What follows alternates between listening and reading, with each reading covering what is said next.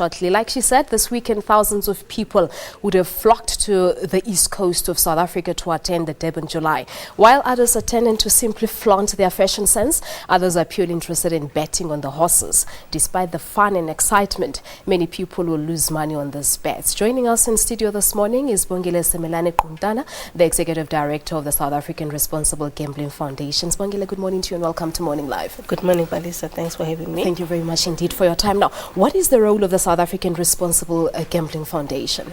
Our role is simple, Palisa. Ours is to minimize the harmful effects of gambling. As you've rightfully said, that others, they go and bet, and the tendency is that some people, whilst they are able to contain themselves and bet within their minimum means, others, they go overboard. That's when then we talk about addiction. Others become addicted to gambling, and the foundation is therefore there to assist those that have problem containing themselves, their gambling appetite. We've got programs that assist people who've got a problem with gambling. We call them problem gamblers. We've got a call center, we've got a treatment and counseling center that we assist them through. But over and above that, we also have a program that is dedicated at prevention, because we understand that before you can even treat, there has to be some prevention and public awareness. We educate communities, we educate people about gambling, and not only about gambling, also there's illegal gambling that happens in our streets. So we are therefore though to assist our regulators in spreading the message that illegal gambling is not allowed in South Africa. But also those that are already gambling, we are there to say that gamble, view it as an entertainment, don't get addicted. But then how do you know if one has become an addict of gambling? It's hard to tell, but there are signs. If you've got a family that is addicted to a gambler, you can see that they start, developing some behaviors that you're not familiar. It's the same as person who's got alcohol or drug abuse. They start lying, they start missing out on key areas of their work, missing on work. If they are working, their performance at work start to drop. So there are signs that can clearly tell that there is a problem.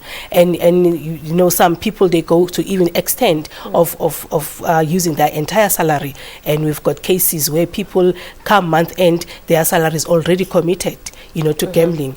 And with pensioners, you find pensioners that Bomashonisa around the corner, they are waiting for them to pay their dues because they've used their money to gamble. And gambling is real. The problem of gambling is entrenched in our society, and that is why, as the South African Responsible Gambling Foundation, we are here to say that there is help. But then horse betting, is it a sporting activity or is it gambling as well?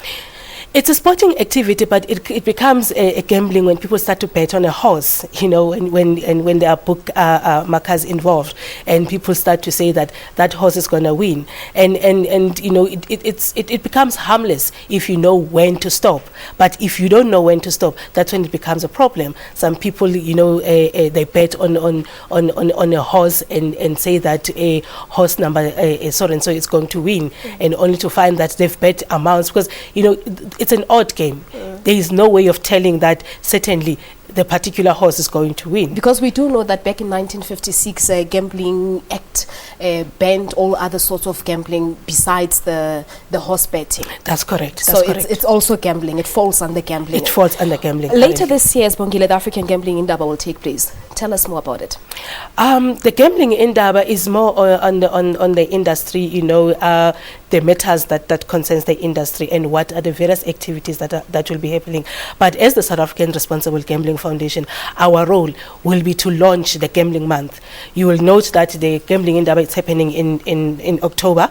I will be launching the Responsible Gambling Month in November. We are saying to the public, November is a month where communities, actually most South Africans, are getting their 13th check and they're getting their bonuses. So we're targeting this month to say that gamble, but gamble responsibly. Know your limits. We are saying, spreading the message that winners know when to stop. And at the Gambling Indaba, we are there precisely to launch and announce the Responsible Gambling Month that we'll be launching in this year. Okay, Sibongile, that's where we're going to leave it. Thank you very much for your time. Thank you. Thank you very much indeed. There you have it, Sibongile Simelane-Quntana, the Executive Director of the South African Responsible Gambling Foundation, talking to us about the state of gambling here in South Africa. We're taking a break. Stay tuned.